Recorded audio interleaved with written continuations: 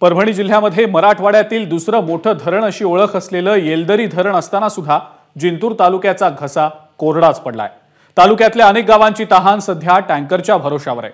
दिवसातनं एकदा टँकर येतो आणि गावातील विहिरीमध्ये पाणी ओतून जातो आणि त्यानंतर सुरू होते पाणी भरण्यासाठीची धडपड। गावातल्या रस्त्यांवर जिथं जिथं डोक्यावर हंडा घेतलेल्या महिला दिसतायत, तर खेळण्या बागडण्याच्या वयात आणि महत्त्वाचं म्हणजे उन्हाळ्याच्या सुट्ट्यांमध्ये ही सगळी चिल्ली पिल्ली विहिरीत दोरी सोडून पाणी भरतायत। मी सध्या जिंतूर तालुक्यातील ब्राह्मणगाव या गावामध्ये आलेलो आहे आणि आता ही जी विहीर आहे ही जवळपास 80 फूट खोल विहीर आहे।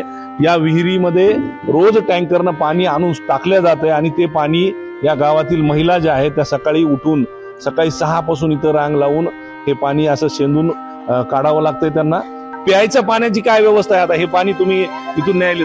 हे प्यायचं पाणी नाही, हे टँकरचं पाणी आहे। त्या टँकरवाले म्हणतात हे प्यायचं पाणी नाही, मग प्यायचं पाणी आम्ही कुठून आणावं? 3 किलोमीटर लांब जावं लागतं आम्हाला प्यायचं पाणी आणायला।